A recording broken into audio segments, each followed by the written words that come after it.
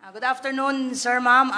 This afternoon po, we would like to confirm that Gongwei Lee alias Kelly, one of the main suspects in the kidnapping for ransom case involving Anson K or Anson Tan and Armani Pabilio, was taken into custody last Saturday po together with a certain Wu Yambing at sila po ay na-trace at nakita po sa isang resort po sa may Boracay po. Kung matatandaan niyo po ay naglunsad po ng manhunt operation po laban po. Ito po si Kelly. Ayun po si Wu Jiabing. Ito po yung mga operatiba po natin nung pasukin po nila yung kwarto po nila at the moment na nag-open po yan at na-trace po natin na nandyan po sila nag-i-stay ay pinasok na po ng mga operatiba po ng PNP, Armed Forces of the Philippines and National Security Council po. So last Saturday po yan. Ayan po si alias Kelly po. So, based po sa ating intel po, ay diyan po siya nagtago. Kung matatandaan niyo po, nung naglunsad po tayo ng manhunt, ay na-trace po natin siya. Nandyan po siya, nagpaikot-ikot po siya dyan. Nung April 26 to May 1 po, ay dyan po siya sa may Henan Park Resort po, nagstay. But nung matunugan po niya na we are closing in on him, on her po, ay supposedly ay babiyahe po sila kasama po yung kanyang magulang at mga bata po. Subalit nakatunog po siya na mayroon pong presence po ng mga pulis kaya hindi po siya tumuloy. So umalis po siya, ang naiwan po doon yung kanyang alleged na mga magulang po at saka may mga minor children po. So who were also taken into custody. So nagpalipat po siya nung May 1 to April 15 naman po ay sa Boracay, summer place po siya nagstay at pabalik-balik hairdresser po itong si Jiabing na allegedly siya po ang tumulong dito kay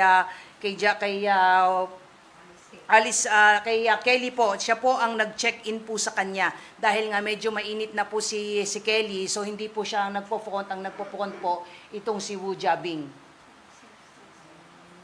Ito po si Wu Jiabing na allegedly ay hairdresser po. Ayan po yan, sa loob po yan ng mismong room po nila.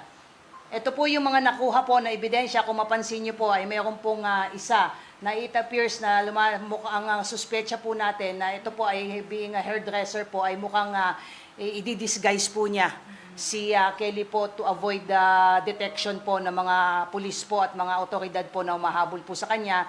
May mga na-recover din pong mga cellphone sa kanya at yun po, this will be subjected po sa cyber warrant po para makuha po at makita po natin yung laman po nito mga cellphone because we believe accordingly dun sa sinabi natin before na pinaniniwalaan po natin na ito pong si Kelly po ang may alam doon po sa mga pinagsalin-salin po ng mga ransom using e-wallets until such time nga po na mai-transfer at ma-convert po ito sa cryptocurrency po. So ito po yung kanina, ongoing po as we speak, ongoing po yung inquest proceeding niya ng Bureau of Immigration for undesirability and other violation po ng immigration laws. Ito po si Kelly, ito po si Wu Jiabing. Ongoing po. Ano lang po, virtual lang po yung naging inquest. So the AKG will retain po yung physical custody po ng dalawa pong tao po while ang BID po will retain the legal custody po.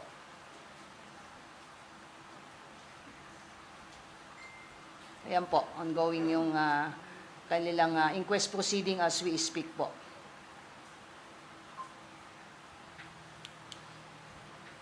So malaking bagay po ito na nahuli na po natin o at least under custody na po natin si Kelly na alam po natin na malaki po ang naging papel dito po sa naging pagkidnap and eventually pagpatay po kay Ginoong Anson K at kay Ginoong Armani Pabilio, yung kanyang driver, dahil naniniwala nga po tayo na marami pong alam na information po. Sa ngayon po ay hindi po nagsasalita itong si Kelly at we already sought the assistance po ng ating foreign counterparts sa Chinese Embassy to help us ferret out the truth dito po sa dalawang tao po na under our custody po. Yes, ma'am. Hindi po sila inaresto ng PNP po because kung matatandaan niyo po, kasama na po siya doon sa sinampa po nating kaso nung Black Saturday.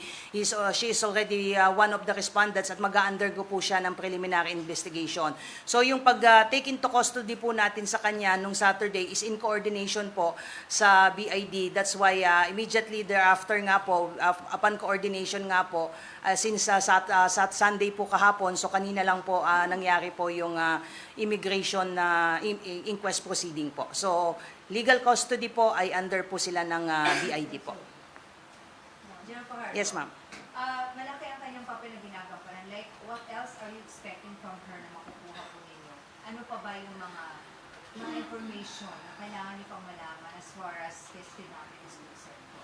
As far as the kidnapping of Anson Tanke and his driver po, account po na e-wallet po, particularly yung U1 account po na base po sa Cambodia. And ito pong U1 account po na ito ay sinabi na po natin before na imbestigahan na po ito based doon sa open sources po natin sa ating operational research, ay naimbestigahan na po ito ng US government for possible involvement po sa money laundering. So nag-coordinate na po ang AMLAC in the hope po na makausap po natin itong U1 so that we will know po kung sino po talaga yung nag-withdraw, kung nag-withdraw man po o nag-bounce back po dito sa atin yung bulk po ng ransom money. For now, are we still looking for more? May possible bang mag-pop out pa siya ng other cohorts nila sa PNP? Well, sa ngayon po ma'am, ito lang po yung tinitignan natin na main player po dito po sa kaso po ni Anson Tan, si David Tan Liao appears to be the mastermind and alias Kelly serve as his co-mastermind because accordingly, ito pong si Kelly ang may alam po doon sa transaction po with respect po dito sa pag-convert po from e-wallet to cryptocurrency po. So yun po yung direction po natin ngayon because we believe na nakuha na po natin yung mga main player po based po doon sa forensic evidence po natin like yung DNA profile po ni David Tan Liao at saka po ni Austria at saka po ni Katikista plus po yung DNA and fingerprints din po nung dalawang biktima natin doon po sa bahay po sa Martha Street. So mahirap po itong i-contest considering na yung mga DNA po and fingerprints po nito mga suspects ay nakita po natin mismo doon sa lugar kung saan po held captive po itong mga biktima bago po sila pinatay. And aside from that,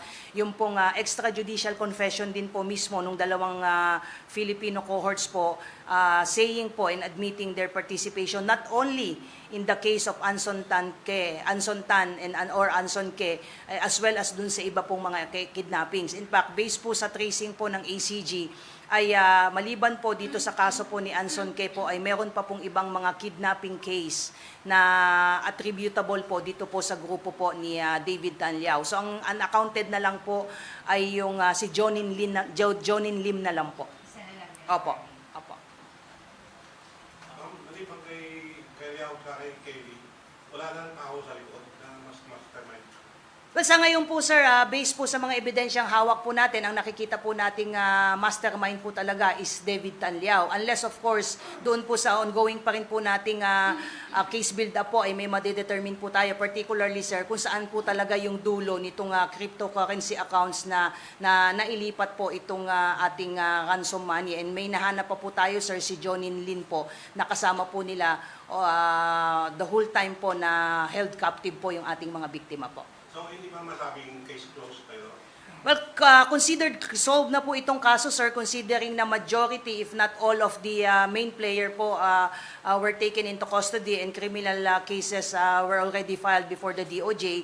So, hindi pa po close because ongoing pa po yung pagtitrace po natin, sir, with respect po dun sa ransom money because ang objective po natin ay mabawi po itong napakalaking pera po na binayad po sa family.